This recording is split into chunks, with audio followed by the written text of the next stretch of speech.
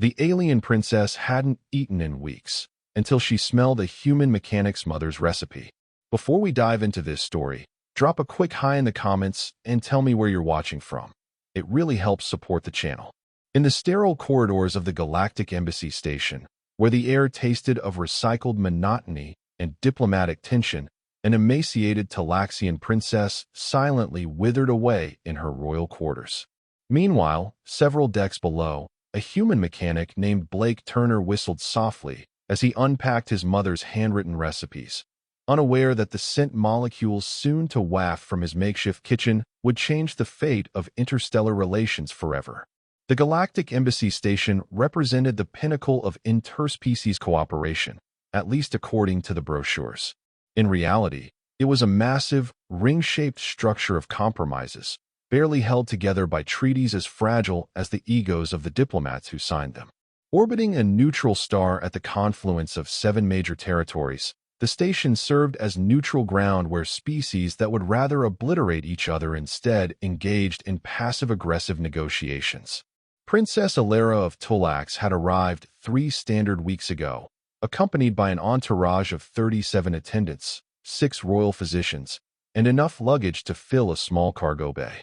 Her presence was meant to finalize the Talaxian Empire's entry into the Galactic Concord, a milestone diplomatic achievement after centuries of isolation. The only problem was that she refused to eat. The Talaxians were notoriously particular about their food. Their biology required specific nutrient combinations found only on their homeworld, and their culture elevated the preparation of meals to an art form bordering on religious experience.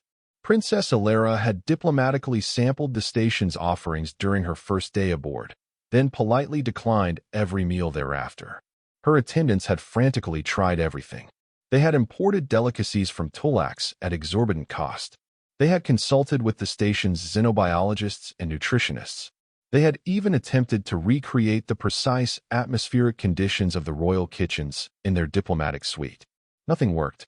The princess would look at each offering, inhale once, and turn away. By the beginning of the 3rd week, Princess Ilera had lost nearly 20% of her body weight. Her normally iridescent purple skin had dulled to a matte lavender. Her 4 eyes, usually bright with golden light, had dimmed to a murky amber. The royal physicians were discussing the merits of forced nutrition versus returning her to Tulax in disgrace when everything changed because of one human and his mother's recipes. Blake Turner had not planned to be on the Galactic Embassy Station. He had been working as a propulsion specialist on a merchant vessel when their main drive developed an unusual harmonic disruption. The nearest qualified repair facility happened to be attached to the station, and while the more expensive components were being fabricated, Blake found himself with 3 weeks of unexpected paid leave in one of the most fascinating locations in charted space. Blake was 32 years old, with perpetually oil-stained hands and a smile that crinkled the corners of his eyes. He had grown up in a small town in the American Midwest, where his mother had run a diner famous for comfort food that brought tears to the eyes of truckers and traveling salesmen alike. When she passed away 2 years ago, Blake had inherited her recipe book, a worn leather-bound journal filled with handwritten instructions, margin notes, and the occasional splash of sauce or dusting of flour. He had brought the book with him on this journey, as he did on all his travels. Cooking his mother's recipes had become his way of feeling connected to home, no matter how far he ventured into the darkness of space. The station allocated temporary quarters to stranded crew members in the lower decks, not far from the maintenance and engineering sections. Blake's assigned room was small but functional, with a tiny kitchenette that would have been inadequate for most cooking endeavors. But Blake was nothing if not resourceful. Within 2 days, he had befriended half the engineering staff and bartered mechanical favors for cooking implements. By the end of his first week, he had established a small network of suppliers who could provide him with approximations of Earth ingredients in exchange for a seat at his table. Word spread quickly among the station's human population that a real, honest-to-goodness home cook was creating magic in the lower decks. On the 17th day of Princess Ilera's hunger strike, Blake decided to make his mother's beef stew. The dish was a cornerstone of the Turner family cookbook, a recipe that had evolved over 5 generations. What had begun as a simple farmhouse staple had been refined through decades of small adjustments and improvements, resulting in a dish that somehow managed to be both rustic and sophisticated. The base was simple enough. Blake had managed to acquire synthesized beef that was molecule for molecule identical to the real thing, if somewhat lacking in character. The vegetables were more of a challenge. Carrots were replaced with orange tubers from an agricultural colony in the Procyon system. Potatoes were substituted with a starchy root vegetable from Tau Ceti that had become popular among human settlements. Onions, thankfully, seemed to be a near universal constant, with analogs found on dozens of worlds. The key to the recipe, however, was in the herbs and spices. Blake's mother had been adamant about this. Anyone can boil meat and vegetables, she would say, but it takes love and attention to make something that speaks to the soul. The blend included thyme, rosemary, bay leaves, and a secret mix of peppers that Blake guarded jealously. As the stew simmered, something remarkable happened. The ventilation system of the station, designed to eliminate odors and maintain a neutral atmospheric environment, encountered something it could not entirely process. The complex aromatic compounds released by Blake's cooking overwhelmed the scrubbers, allowing traces of the scent to escape into the circulation system. Normally, this would have been a minor irritation, perhaps resulting in a stern note from station management about unauthorized olfactory emissions. But on this particular day, a maintenance technician was performing routine inspections on the ventilation system serving the diplomatic quarters.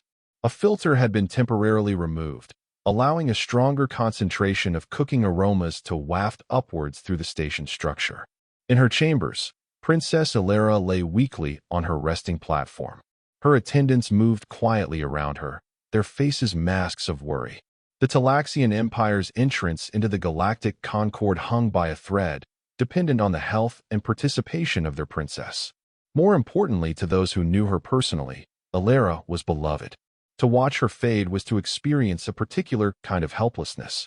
It began as the slightest movement, easily missed if one were not watching carefully. Princess Ilera's nasal ridges, delicate structures that lined either side of her face, quivered almost imperceptibly. Then her primary eyes opened, followed by her secondary pair. She inhaled deeply, drawing air through both mouth and nasal passages, a behavior Talaxians exhibited only when processing complex scents. "What?" she said, her voice a dry whisper after days of disuse. "Is that extraordinary aroma?" Her chief attendant, Melivar, rushed to her side. "Your radiance, what do you sense?" Princess Ilera sat up, her movements still weak but animated by a sudden urgency. "Something new. Something." She inhaled again, her nasal ridges flaring to their full extent. "Something I must experience more fully." Within minutes, the princess's quarters became a flurry of activity. Royal guards were dispatched to trace the source of the aroma. Station security was notified of unusual movement from the Talaxian delegation. Diplomatic liaisons were awakened from sleep cycles and hurriedly briefed on the situation. The guards followed the scent trail through the station, their specially trained olfactory enhancements leading them downward through access corridors and maintenance tubes. They moved with silent efficiency, communications restricted to encrypted subvocal channels. Whatever had stimulated their princess's appetite after weeks of decline was of paramount importance to imperial security. Blake was just ladling his stew into a bowl when his door chimed.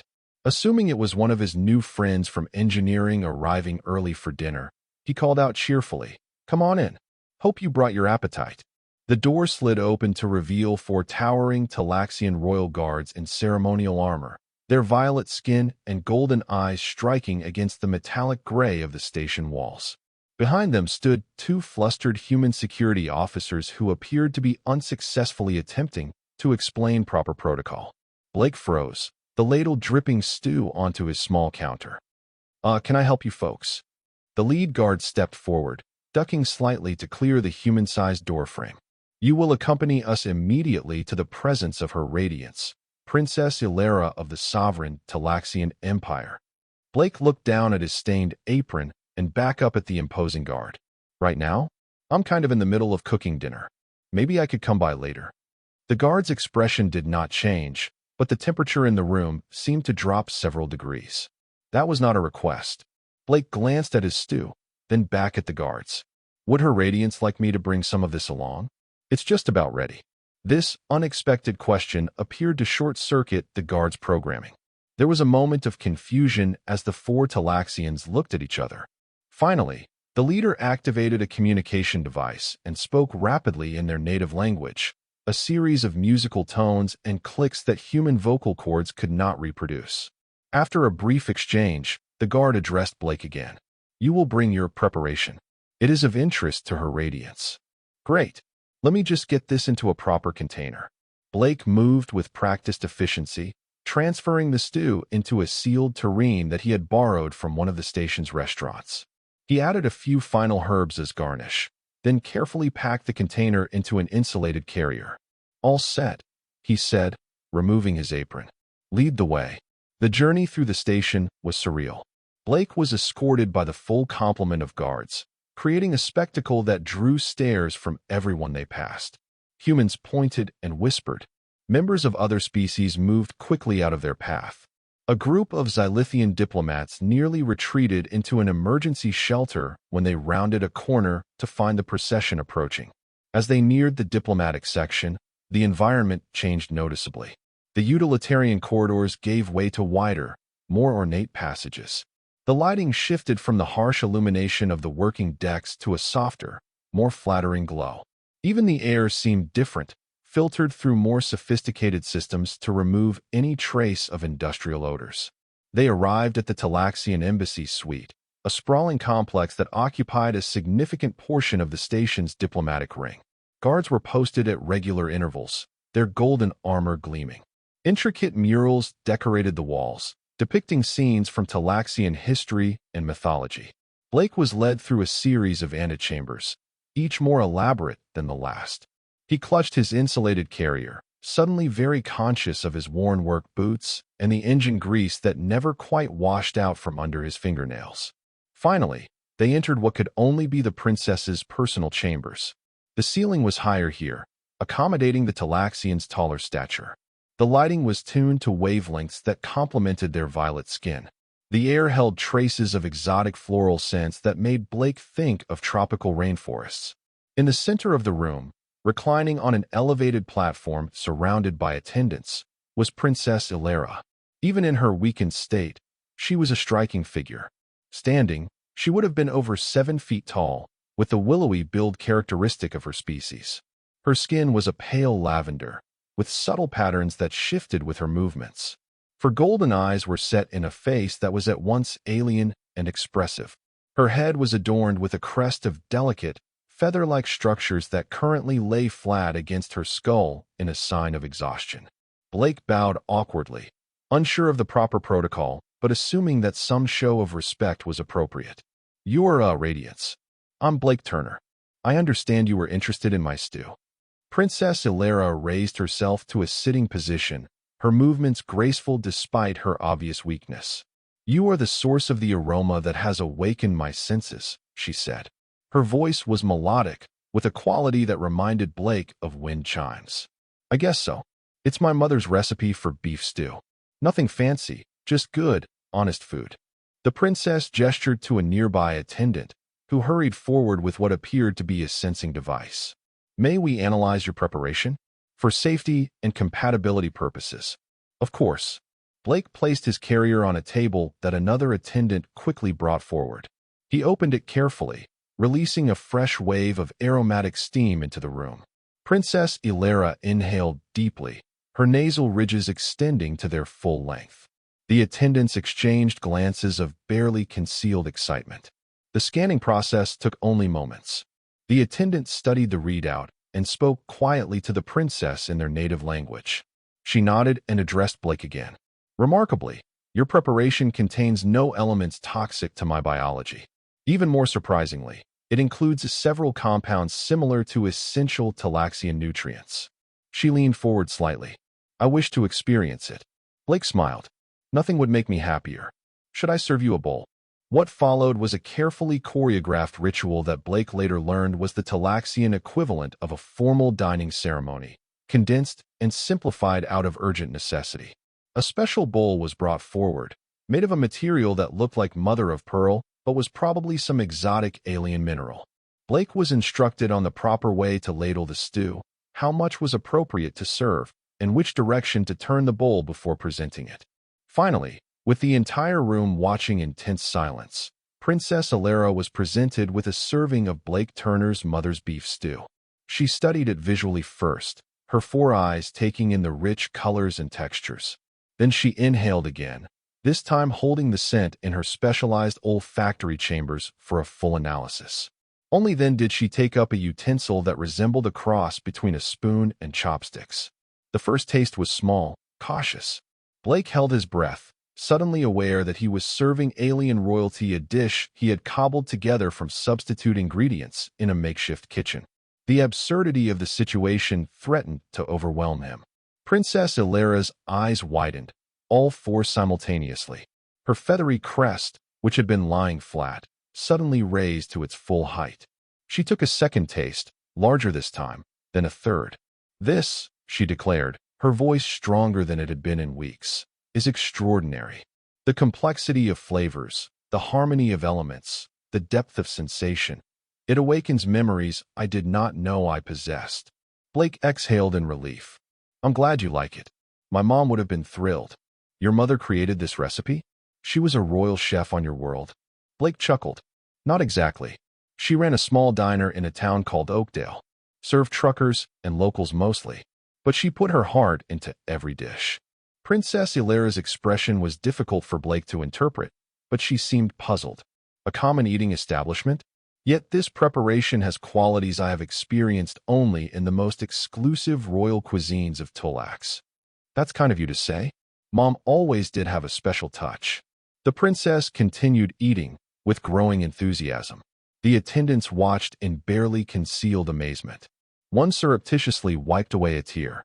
When the bowl was empty, Princess Alara sat back, her posture noticeably improved. "I require more information about this dish and its creator. You will tell me everything." And so, in the royal chambers of an alien princess, Blake Turner found himself recounting the story of his mother's diner. He described how she would rise before dawn to prepare the day's specials, how she knew every customer by name and remembered their preferences, how she had refined her recipes through years of feedback and experimentation. She believed that food wasn't just about nutrition, Blake explained. It was about connection, about creating moments where people could feel at home, even if they were just passing through. Her beef stew was especially famous for that. Something about it just made people feel cared for. Princess Alara listened intently, occasionally asking questions that revealed a deep understanding of culinary arts. As their conversation continued, more attendants appeared with scanning devices and recording equipment, documenting every word. In Talaxian culture, the princess explained, food preparation is considered one of the highest arts. Our chefs train for decades to master the subtleties of taste and presentation. Yet here you are, a mechanical technician, casually recreating a dish that achieves what our master chefs strive for their entire lives. Blake rubbed the back of his neck, uncomfortable with the praise. "I'm just following the recipe, Your Radiance. The real talent was my mom's. Nonetheless, you have accomplished something remarkable today." She gestured to her chief attendant.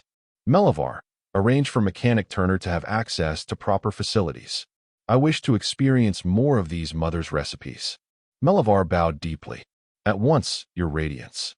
Blake found himself being ushered out of the princess's chambers with considerably more ceremony than when he had entered.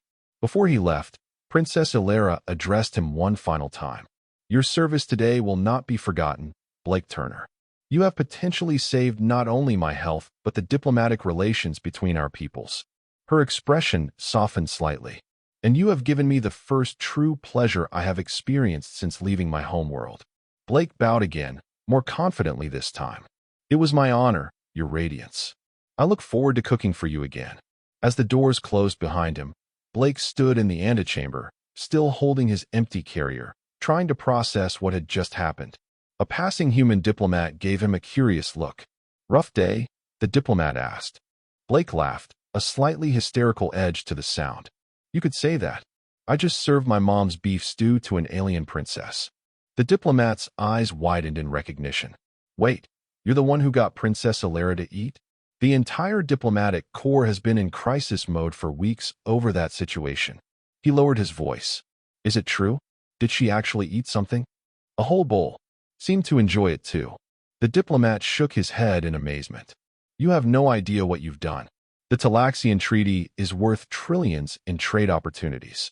The ambassador's going to want to give you a medal or something. Blake shrugged. I'd settle for a better kitchen. Apparently, I'm going to be cooking for royalty for a while. I would say that can be arranged, but from what I just heard, the princess has already arranged it. The diplomat extended his hand. James Whitfield, Deputy Undersecretary for Xen Relations. If you need anything at all, contact my office directly. By the next morning, Blake's life had been completely transformed. He was moved from his cramped lower deck quarters to a spacious suite near the diplomatic section. A fully equipped kitchen facility was placed at his disposal, staffed with assistants eager to learn about human cooking techniques. His access credentials were upgraded to allow him movement throughout most of the station.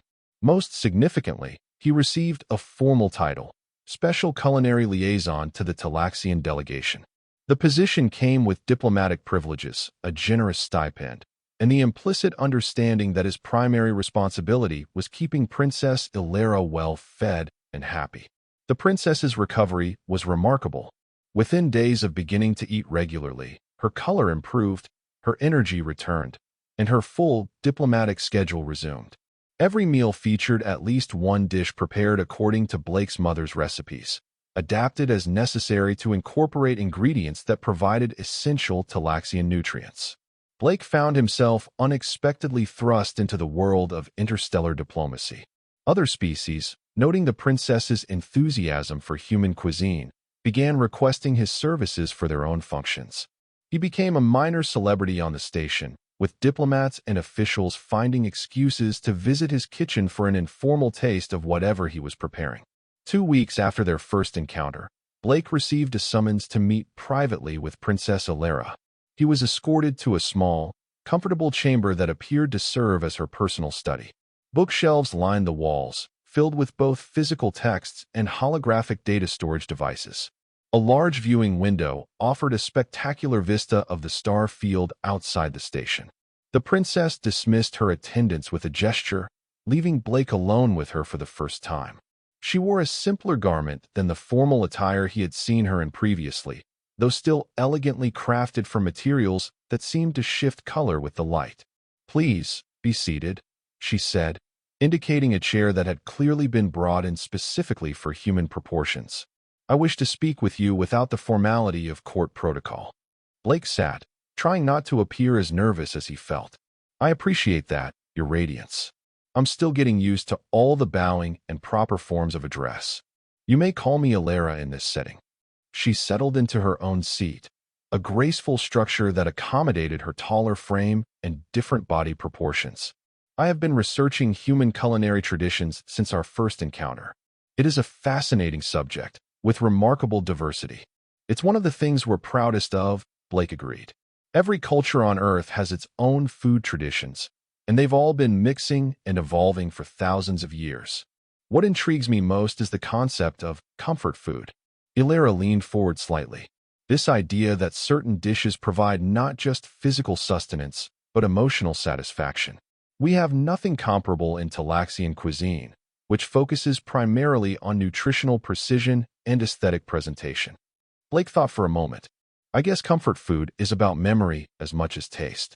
The dishes remind us of specific people or places or times in our lives. My mom's beef stew always makes me think of rainy Sunday afternoons at home, with the whole family gathered around the table." "Your explanation illuminates much," Alara said. "I believe I experienced something similar when I first tasted your stew. The sensation was not merely pleasant. It evoked feelings I cannot fully articulate. A connection to something I had never experienced yet somehow recognized." "Food can be powerful that way," Blake agreed. "It brings people together, creates shared experiences." Alara was quiet for a moment, her four eyes focused on the star field visible through the viewing window. "I must confide something to you, Blake Turner."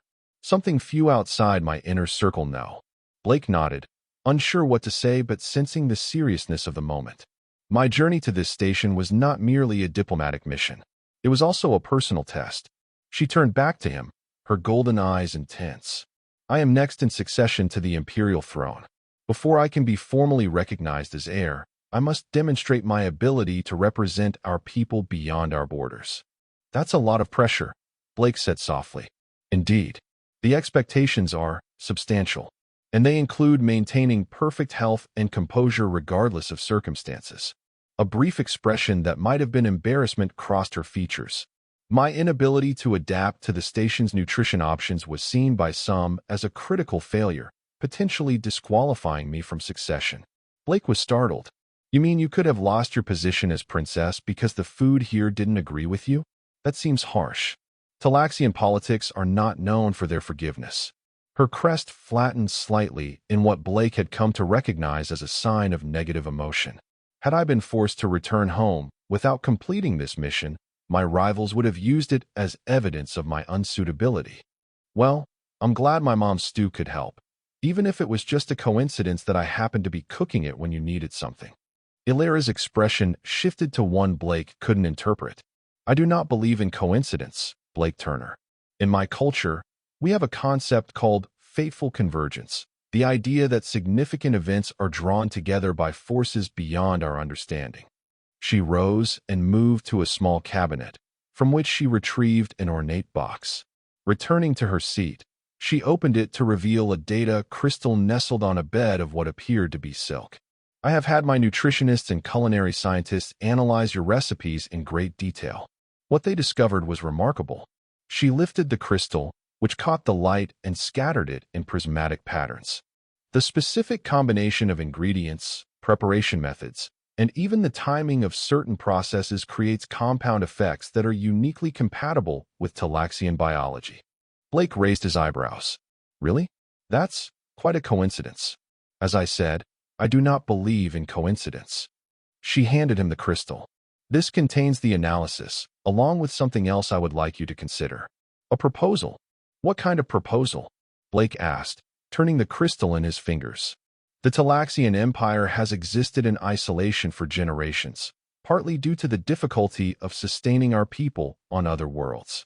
Your mother's recipes represent a breakthrough that could change that fundamental limitation. Illyra's voice took on a formal tone. I am proposing an official cultural exchange program, focused initially on culinary arts, but potentially expanding to other areas. You would be invited to Tulax as an honored guest and instructor, sharing your knowledge with our chefs while learning from them in return. Blake stared at her, momentarily speechless. You want me to go to Tulax? To teach your chefs my mom's recipes. Precisely. With appropriate compensation and diplomatic status, of course. Her expression softened. I understand this is unexpected. You are under no obligation to accept. Blake looked down at the crystal in his hand. I'd need some time to think about it. This is a lot to take in. Of course, the official treaty signing is scheduled for next week. You have until then to consider your response. Illyra rose, signaling that the audience was nearing its end. Regardless of your decision, Blake Turner, you have my personal gratitude. Your mother's wisdom, preserved through you, has quite possibly altered the course of interstellar relations. As Blake was escorted back to his quarters, his mind reeled with the implications of the princess's offer. Teaching Talaxian chefs? Living on an alien world?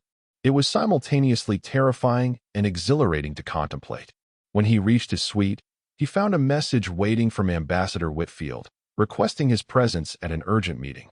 The diplomatic corps had apparently gotten wind of Princess Illyra's proposal and wanted to discuss its implications.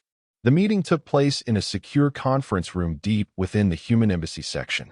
Present were Ambassador Whitfield, 3 serious-looking officials from various Earth governments, and a representative from the Interstellar Commerce Commission. Mr. Turner, Ambassador Whitfield began once everyone was seated. I'll get straight to the point. Princess Illyra's proposal represents an unprecedented opportunity. The Talaxian Empire has rebuffed all previous attempts at cultural exchange programs. Their society has remained largely closed to outside influence for centuries. One of the government officials, a stern woman whose nameplate identified her as Director Chun, leaned forward. To be blunt, we want you to accept the offer. With conditions and safeguards, of course. Blake shifted uncomfortably. I haven't decided yet. This is all happening pretty fast. Understandably, said the commerce representative smoothly. However, the potential benefits are substantial. Not just diplomatically, but economically.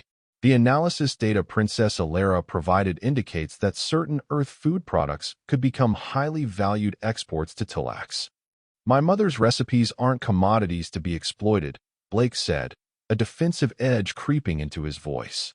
They meant something to her. They mean something to me. Ambassador Whitfield raised a placating hand. No one is suggesting exploitation, Mr. Turner. But surely your mother would be proud to know her recipes could help build bridges between worlds. Blake couldn't argue with that point. His mother had always been generous with her knowledge, happily sharing recipes with anyone who asked. The idea of her culinary legacy extending to the stars might have appealed to her. What exactly would this exchange program involve? He asked finally. The meeting continued for hours, with detailed discussions of diplomatic protocols, security arrangements, compensation packages, and intellectual property considerations. By the end, Blake's head was spinning with legal terms and policy implications. He was given a comprehensive briefing package to review and told to report his decision within 3 days. As he left the meeting, Ambassador Whitfield took him aside for a private word. Off the record, Turner, this is bigger than recipes. The Talaxians have technology we've been trying to access for decades. Medical innovations, energy systems, materials science. They're at least a century ahead of us in some fields. The ambassador's expression was deadly serious. Princess Alara likes you. That's an advantage we've never had before. Use it wisely. Blake returned to his quarters, troubled by the ambassador's implications. Was he being manipulated? Were both sides trying to use him for their own purposes? The simple joy he had always found in preparing his mother's recipes was being overshadowed by political considerations he had never wanted to be part of. That evening, as he prepared a test batch of his mother's apple pie filling with alien fruit analogs, Blake was interrupted by an unexpected visitor. Melivar, the princess's chief attendant, arrived without announcement, declining the offer of refreshment or a seat. I come on a personal matter, Melivar said, his usually formal demeanor slightly relaxed. Regarding the princess's proposal, Blake set aside his cooking and gave the Talaxian his full attention. What about it? You should understand that Princess Alara's position is more precarious than she has revealed to you. Her extended absence from Talax has allowed certain factions to gain influence with the Emperor. Melivar's voice lowered. Some would prefer she not return at all. Are you saying she's in danger? Blake asked, alarmed. Not immediately, but politics on our world can be final in their outcomes. Melivar's expression was grim. The cultural exchange she has proposed would provide her with significant prestige and popular support. It would secure her position. Blake frowned. So I'm being used as a political pawn? I would frame it differently. You have inadvertently become an ally to someone who could be a powerful friend to humanity. Melivar moved toward the door, then paused. One more thing you should know. In the 17 days before she tasted your preparation, Princess Alara lost nearly 30% of her body mass. 3 more days would have resulted in permanent organ damage. 5 more would likely have been fatal. Blake stared at the Talaxian. You're saying my stew saved her life? I am saying that what appeared to be a diplomatic inconvenience was in fact a carefully orchestrated assassination attempt. Melivar's tone was matter of fact. The princess's food was being subtly contaminated to trigger her biological rejection response, while making it appear to be a simple compatibility issue.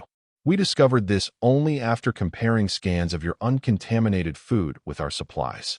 With that bombshell delivered, Melivar departed, leaving Blake alone with his thoughts and a half-prepared alien apple pie.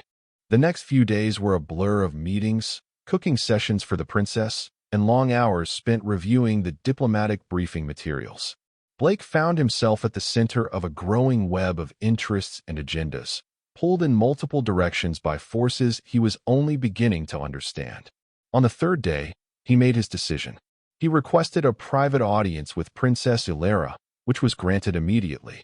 When he entered her study, He found her examining a holographic display of what appeared to be architectural plans. She dismissed it with a gesture and turned her attention to him. "You have reached a decision regarding my proposal," she stated rather than asked. Blake nodded. "I have, Your Radiance." "Ilera." He took a deep breath. "I'll accept the cultural exchange program, but I have some conditions of my own." If she was surprised by his assertiveness, she didn't show it. "I am listening." "First, my mother's recipes remain mine to share as I see fit. They won't be claimed as Talaxian property or locked behind patents or trade secrets." He met her gaze steadily. "Second, the exchange has to be genuine. For every technique I teach, I want to learn something of equal value from your culture." "These terms are acceptable," she said without hesitation. "Is there more?" "Yes. I want to know the truth about what happened with your food before I arrived. Melivar told me someone was trying to poison you." Ilera was silent for a long moment. "Melivar exceeded his authority," she said finally. "But he did not misinform you. There was an attempt to ensure my mission here failed, though we have not yet identified the responsible parties." "And you still want to bring me to Talax? Into what sounds like a dangerous political situation." "The danger exists regardless." Her four eyes studied him intently. "But your presence would alter the equation. The people would see a new possibility for our empire, a symbolic breaking of old isolation. It would be difficult for my opponents to act against such a popular sentiment." Blake considered this. "So I'd be a symbol as much as a chef." "Is that so different from your role here?" she countered.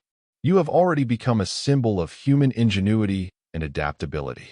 The story of how a simple mechanic saved a diplomatic crisis with his mother's cooking has spread throughout the station.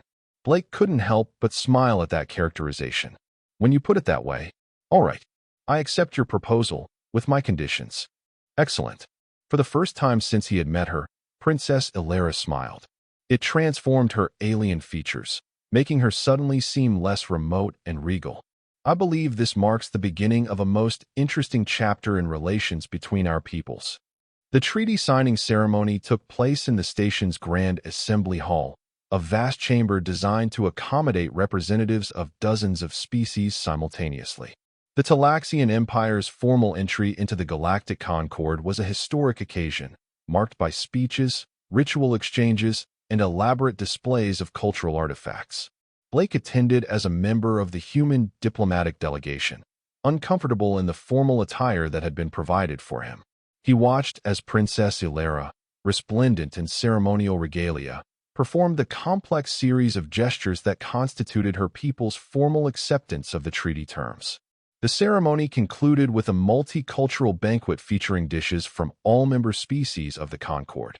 The centerpiece of the Talaxian table was a modified version of Blake's mother's beef stew, presented in an ornate serving vessel that probably cost more than everything Blake had ever owned combined. As dignitaries mingled and sampled the various offerings, Blake found himself approached by a Xylithian ambassador, a squat, orange-skinned being with multiple eye stalks that swiveled independently. "You are the human food creator," the Xylithian stated, translators rendering their complex tonal language into English. "Your solution to the Talaxian nutrition problem was elegantly simple. Most impressive." "Thank you," Blake replied, still not entirely comfortable with the attention. "Though I can't take much credit. I just made what my mother taught me."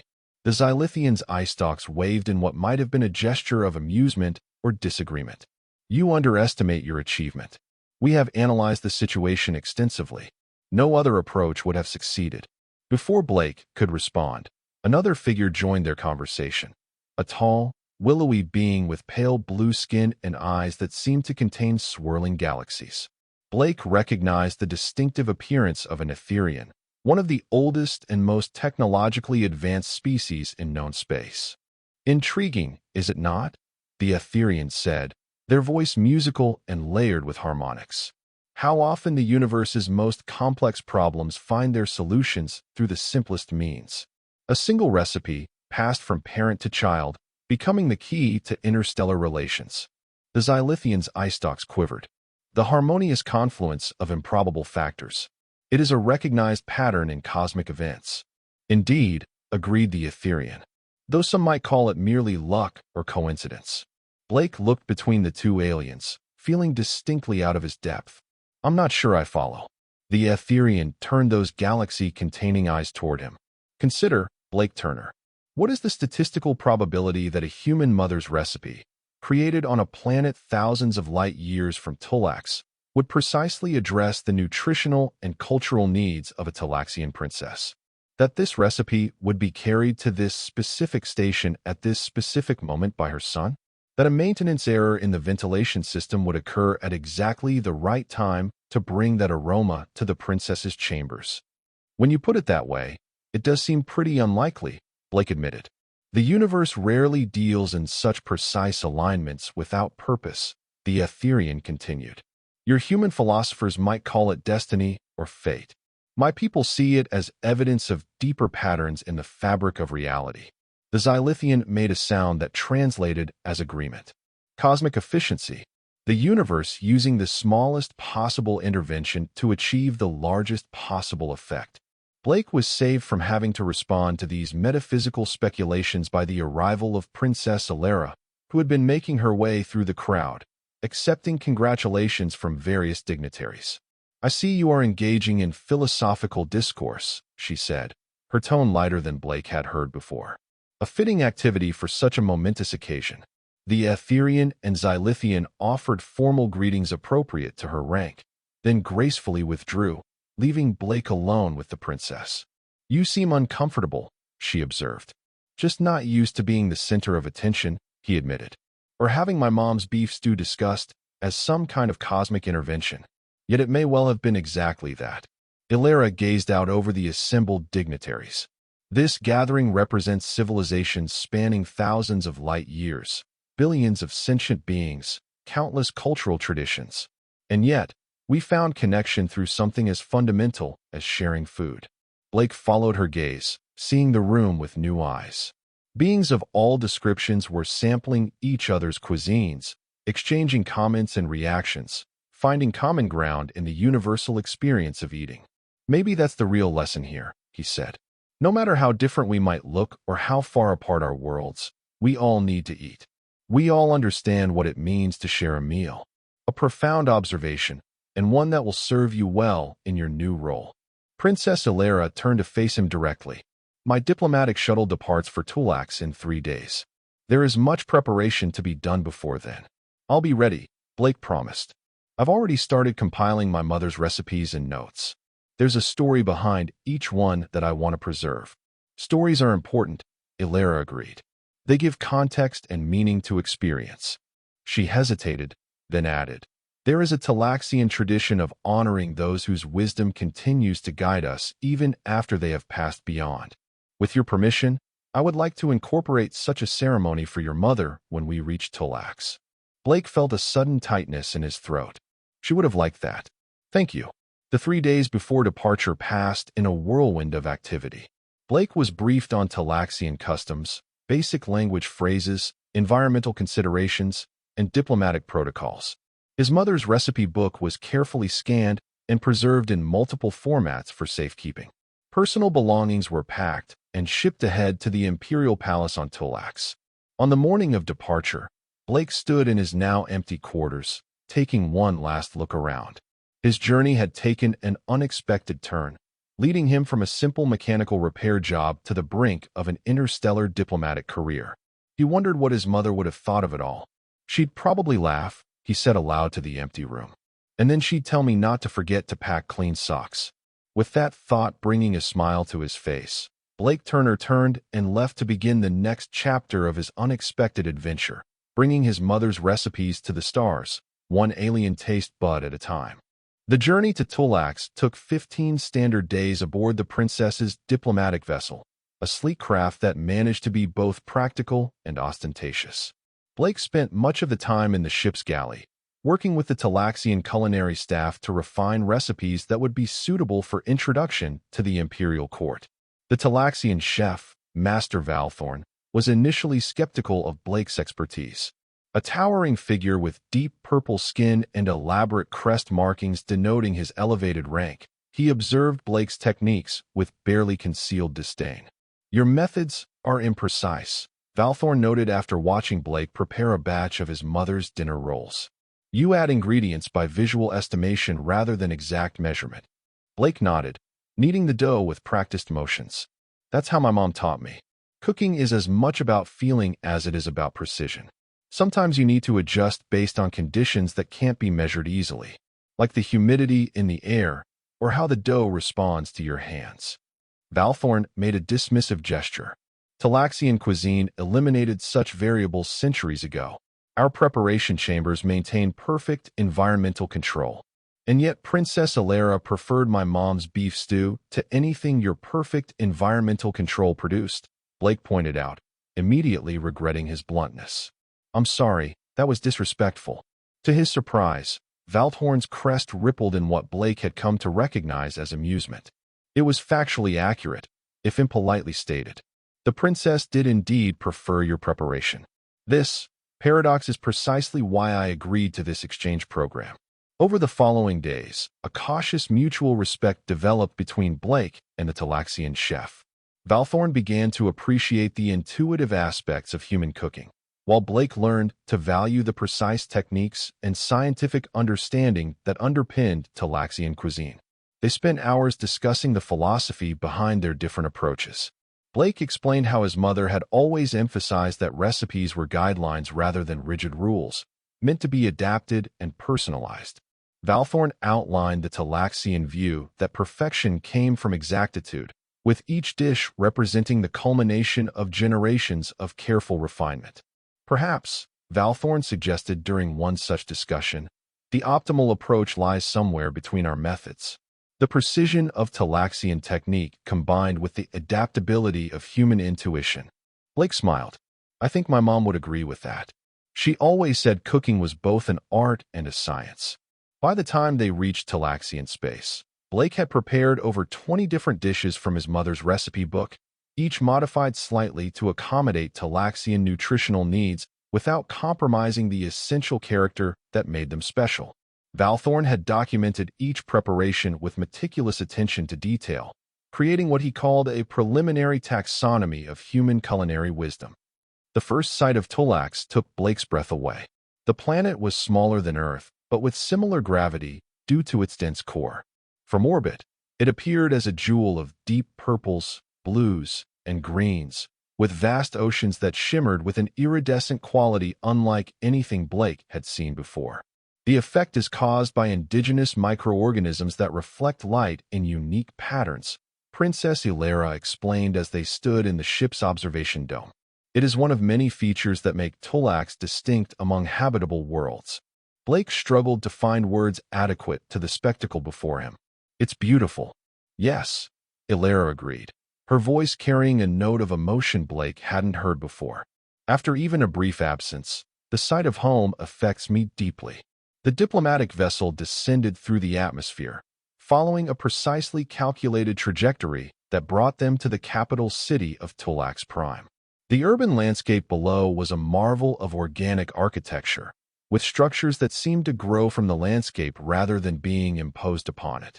Spires and domes connected by graceful archways created a cityscape that appeared both ancient and futuristic simultaneously. They landed at the Imperial Spaceport, a facility reserved exclusively for royal and diplomatic vessels. A welcoming delegation awaited them, arranged in a formal pattern that Blake had been briefed represented the hierarchical structure of the imperial court.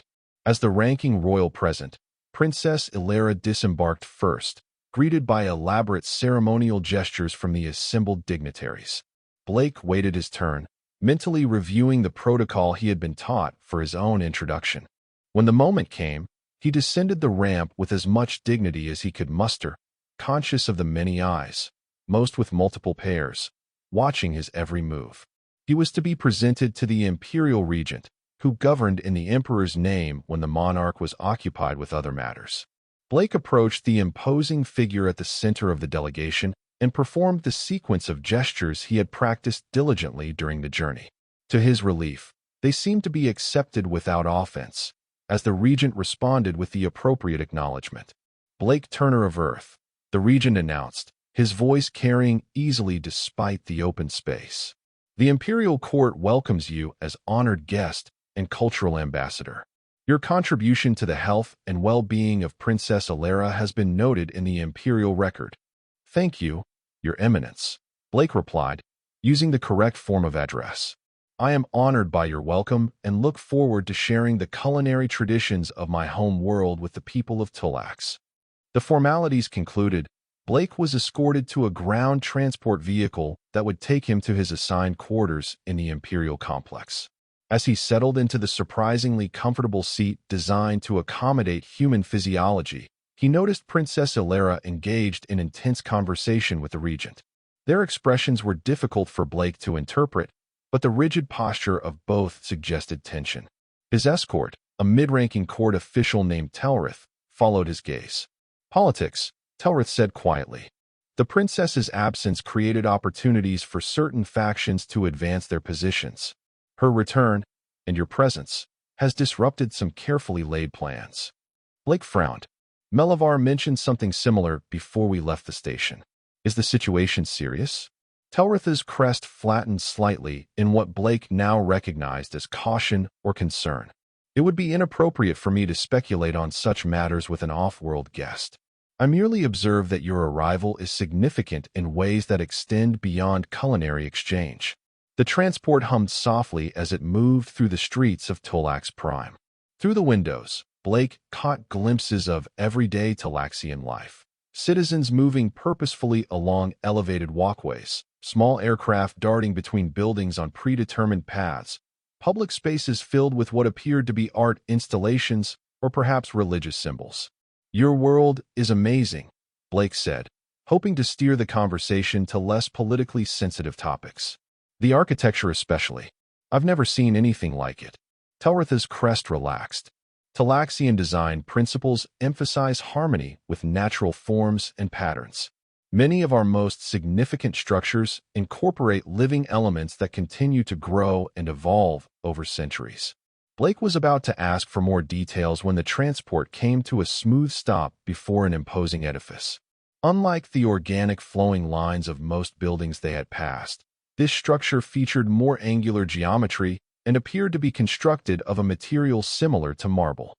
The diplomatic residence, Telrith announced, designed specifically to accommodate representatives of other species. Your quarters have been modified to approximate Earth-standard environmental conditions. Blake was led through a series of security checkpoints into the interior of the building. The modifications for human comfort were immediately apparent. The lighting was adjusted to the human visual spectrum. The air temperature was several degrees warmer than the Tulaxian preference, and the ceiling height was lowered to proportions that felt less cavernous. His assigned suite was more luxurious than anything Blake had ever experienced. A spacious living area opened onto a private garden terrace. The bedroom featured a bed that, while clearly designed with human dimensions in mind, incorporated Tulaxian aesthetic elements. Most impressive to Blake was the kitchen, a fully equipped facility with both Earth-standard implements and Tulaxian cooking technology. This is incredible, he said, running his hand over a countertop made of what appeared to be a single piece of polished stone with subtle iridescent qualities. The princess was most insistent that your accommodations include proper facilities for your work, Telrith explained. The kitchen has been stocked with ingredients approximating those used in your recipes, as well as Tulaxian alternatives that our analysis suggests may be compatible. After a brief orientation to the suite's various systems, Telrith prepared to depart. You will be given time to rest and acclimate to our world. Tomorrow evening, there will be a formal reception to officially welcome you to the Imperial Court. A protocol advisor will arrive in the morning to assist with preparations. Left alone, Blake spent some time exploring his new surroundings. The garden terrace offered a view of a section of the city that appeared to be a public park or botanical garden. The plants were alien but beautiful, with colors and forms that reminded Blake of deep-sea creatures from Earth. Inside, he discovered that the kitchen had indeed been stocked with an impressive array of ingredients. Some were synthesized equivalents of Earth products, while others were native Tulaxian foodstuffs that had been determined to be compatible with human digestion. There were also detailed nutritional analyses of each item, with suggestions for potential substitutions in human recipes. Blake was examining these materials when a chime announced a visitor at his door. The entry system displayed an image of Princess Ilera, accompanied by a single attendant. When Blake admitted them, he was struck by the change in the princess's appearance. Gone were the formal diplomatic garments she had worn on the station and during their journey. Instead, she was dressed in what appeared to be more casual attire, though still elegantly crafted. "Your Radiance," Blake said, bowing slightly. "This is an unexpected honor. We need not stand on ceremony in private," Ilera said, her tone less formal than usual. "I came to ensure your accommodations are satisfactory, and to brief you on certain matters before tomorrow's reception." "Everything is more than satisfactory," Blake assured her. "I've never stayed anywhere this nice in my life." Ilera nodded, seemingly pleased. "The reception tomorrow will be attended by members of the Imperial Court, including representatives of all major noble houses and political factions. It is important that you understand the context of your presence here." She gestured to her attendant, who activated a holographic display showing what appeared to be a complex network of interconnected symbols. "This represents the current political landscape of the Imperial Court," Ilera explained. "These clusters are the major factions. This one, marked in gold, supports my position as heir. These others represent various opposition groups, some allied with each other, others pursuing independent agendas." Blake studied the display, trying to make sense of the intricate patterns. "I'm not sure I understand what this has to do with me." "Your arrival has altered the balance of power," Ilera said directly. "The cultural exchange program you represent is popular among the general population, who have long been curious about other worlds despite official policies of isolation. My association with this initiative has strengthened my position considerably." "Which means your opponents aren't happy about it," Blake surmised. "Precisely." Ilera's four eyes fixed on him with intensity. "You will be approached by representatives of various factions at the reception. They will attempt to assess your character, your motivations, and your potential usefulness to their agendas." "I'm just a mechanic who knows how to cook," Blake protested. "I'm not cut out for court politics." "Yet here you are, at the center of those politics." Ilera's expression softened slightly. "I do not ask you to engage in intrigue, Blake Turner.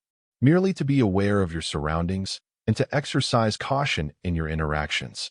After the princess and her attendant departed, Blake sat on the terrace, watching the alien sun sink toward the horizon. The sky turned shades of deep violet and indigo, with stars becoming visible much earlier than they would on Earth due to Talax's thinner atmosphere. He thought about his mother, about the small diner in Oakdale where she had spent most of her adult life. How surreal it would have seemed to her that her recipes would one day be discussed in the imperial court of an alien civilization. "You'd get a kick out of this, Mom," he said softly to the darkening sky. "Always said your cooking would take you places. Guess it took me a bit further than either of us imagined." The reception the following evening was held in one of the grand ceremonial halls of the Imperial Palace. Blake was collected from his quarters by a protocol officer who provided last-minute guidance on proper behavior and identified key figures he might encounter. His attire for the evening was a compromise between human formal wear and Talaxian court dress. A suit cut in Earth style, but made from Talaxian fabrics and colors that signified his status as an honored guest. A small pin bearing both Talaxian and Earth symbols marked his official role as cultural ambassador. The hall itself was breathtaking, with soaring ceilings supported by columns that appeared to be living trees, their branches intertwining to form natural arches. Lighting came from bioluminescent organisms cultivated specifically for this purpose, casting a warm golden glow over the assembled dignitaries. Blake's entrance was announced formally, drawing the attention of the gathered Talaxians. He felt profoundly out of place, a simple mechanic suddenly thrust onto a stage of cosmic proportions. But he remembered his mother's advice for dealing with intimidating situations. Stand straight, smile genuine, and remember everybody's got their own worries. Princess Ilera approached him first, performing the public greeting appropriate for their respective positions. "The chef who restored my health," she announced, loudly enough to be heard by those nearby, "and who brings new possibilities for exchange between our worlds." This set the tone for what followed. Blake found himself the center of considerable attention, approached by a succession of Talaxian nobles and officials.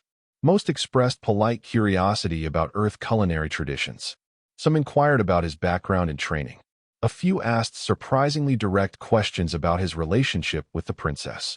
To these last queries, Blake provided carefully neutral responses, aware of the political undercurrents. Her radiance has shown great interest in human cooking techniques, which I'm honored to share. Our relationship is one of cultural exchange and mutual respect. As the evening progressed, Blake was introduced to the Imperial Regent, who studied him with all four eyes in an unnerving fashion before speaking. The princess speaks highly of your intuitive approach to food preparation, the regent said, a concept most unusual to Dalaxian understanding. Different cultures develop different approaches based on their needs and circumstances, Blake replied diplomatically. That's what makes exchange so valuable. We each have something to learn from the other. The regent's crest rippled in what might have been skepticism. Indeed. Yet some argue that Talaxian culture has evolved to its optimal form through isolation, and that outside influences may introduce unwelcome disruptions.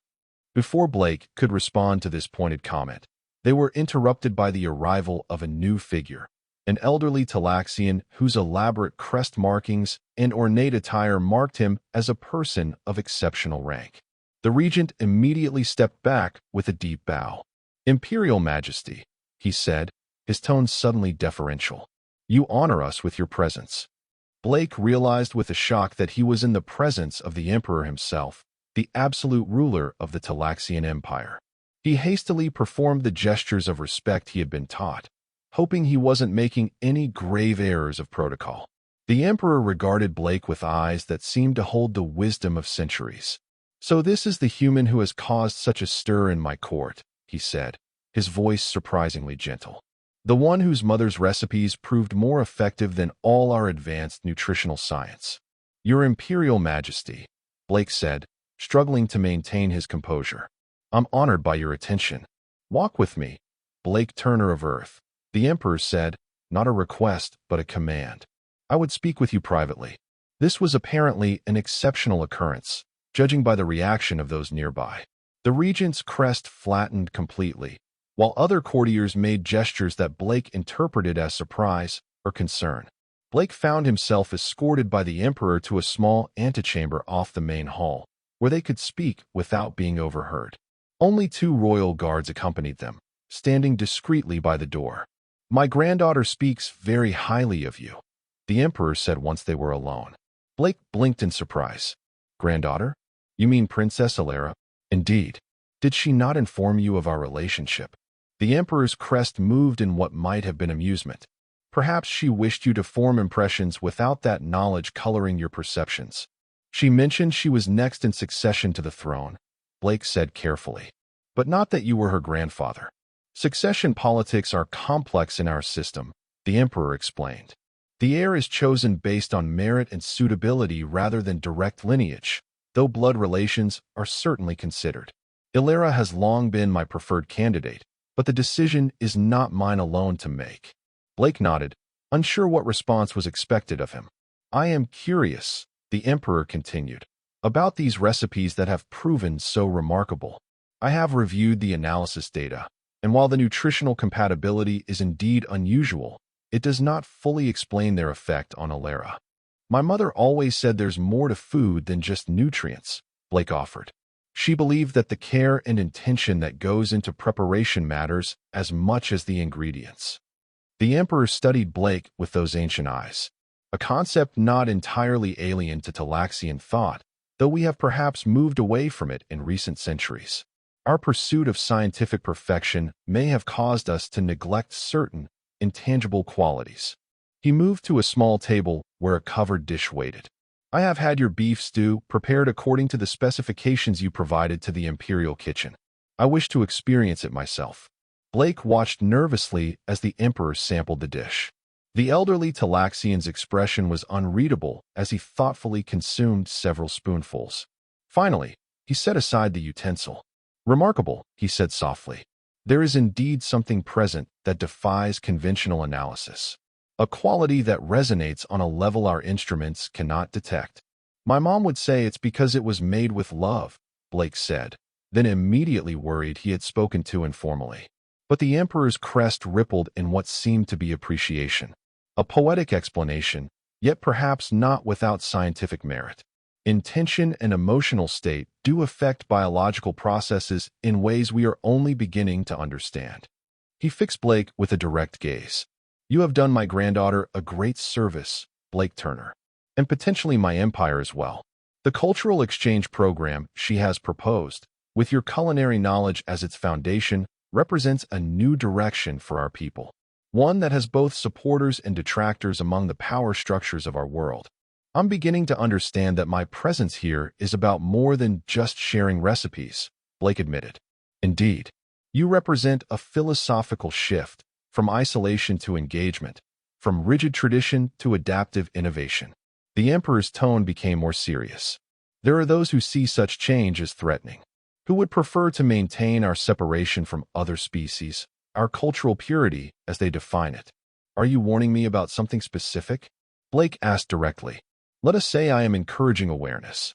The emperor moved toward the door, indicating their private conversation was nearing its end. Continue your work with my granddaughter.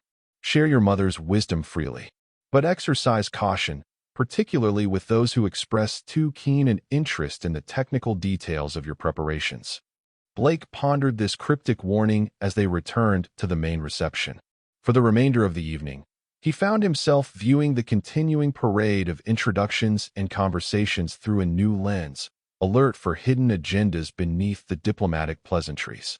By the time he returned to his quarters, Blake was mentally exhausted from navigating the complex social and political currents of the imperial court. But he also felt a growing sense of purpose. If his mother's recipes could truly help bridge the gap between Earth and Tulax, between humans and this ancient, sophisticated civilization, then perhaps all the political complications were worth enduring. The following days established a pattern that would define Blake's time on Tulax. Mornings were spent in the imperial kitchens, working with Master Valthorn and a select group of Talaxian chefs to demonstrate techniques from his mother's recipe book. Afternoons often involved cultural orientation sessions, where Blake learned more about Talaxian history, art, and social structures.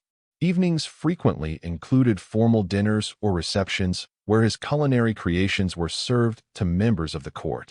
2 weeks after his arrival, Blake was summoned to Princess Illyra's private study within the palace. He found her reviewing holographic displays of what appeared to be public opinion data. The response to your dishes has exceeded even my optimistic projections, she said by way of greeting, especially among the younger generations. Requests for reservations at the public showcase of Earth cuisine we've planned for next month have overwhelmed our systems. That's great news, right? Blake said, taking the seat she indicated. For the Cultural Exchange Initiative, certainly. Illyra dismissed the holographic displays with a gesture. For certain political factions, it represents an unwelcome shift in public sentiment. There have been developments you should be aware of.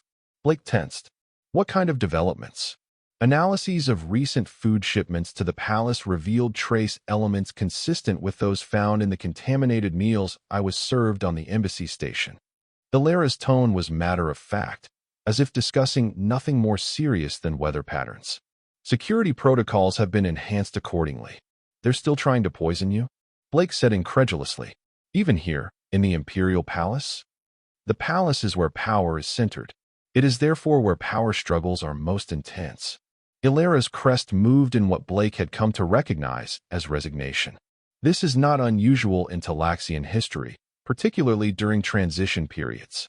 But you're the Emperor's granddaughter, and his chosen successor, which makes me both valuable and threatening to various interests. She leaned forward slightly. I did not share this to alarm you, but to explain why certain additional security measures are being implemented around your activities. From that day forward, Blake noticed the increased presence of royal guards during his cooking demonstrations. The ingredients for his recipes were subjected to multiple scanning procedures before being approved for use. His movements through the palace were more closely monitored, and the list of approved visitors to his kitchen sessions was significantly reduced. Despite these precautions, Blake's work continued to gain popularity. Recordings of his cooking demonstrations were made available throughout the empire, drawing unprecedented viewership. Simplified versions of his mother's recipes, adapted for Talaxian biology and available ingredients, began appearing in households across the planet. 3 weeks into his stay, Blake was presented with an extraordinary opportunity. The Emperor requested a private cooking session, where Blake would prepare a meal personally for the monarch and a small group of his most trusted advisors. The evening of this special event, Blake arrived at the Emperor's private dining chamber to find it transformed into an intimate cooking space. Unlike the grand formal kitchens where he usually worked, this setting was designed to allow guests to observe and interact with the chef during preparation, a concept apparently novel to Talaxian dining customs. The Emperor arrived with minimal ceremony, accompanied by Princess Ilera and 4 elderly Talaxians whom Blake recognized as members of the Imperial Advisory Council. These were individuals of enormous influence, whose support would be crucial to Ilera's eventual succession. I have asked you here, Blake Turner, to demonstrate directly the preparation methods that have caused such interest among my people, the Emperor explained. My advisors are skeptical that there is anything truly significant in the process itself, believing instead that the nutritional compatibility is the only relevant factor. Blake understood the importance of this moment. He needed to show not just the technical aspects of cooking, but the intangible elements his mother had always emphasized, the care, attention, and personal connection that elevated food from mere sustenance to something more meaningful. I'd be honored to show you how my mother taught me to cook, he said simply. I thought I might prepare her chicken soup. On Earth, it's a dish associated with healing and comfort, often made for family members who are ill or in need of care. The Emperor nodded approval. Most appropriate. Blake began by explaining each ingredient, the reason for its inclusion, and its role in the overall dish. He described how his mother would select each item with care, checking for freshness and quality. As he chopped vegetables and prepared the broth, he shared stories of growing up in the diner, of watching his mother cook for regular customers whose preferences and life stories she knew intimately. My mom always said that knowing who you're cooking for changes how you prepare the food, Blake explained as he carefully skimmed the surface of the simmering broth. She'd adjust recipes slightly depending on who had ordered them. A little less salt for Mr. Peterson, who had heart problems. Extra carrots for Mrs. Sandoval, who was trying to improve her eyesight. Little touches that showed she was thinking about the specific person who would be eating the dish. The Talaxian advisors watched with expressions Blake couldn't fully interpret, occasionally exchanging glances or whispered comments.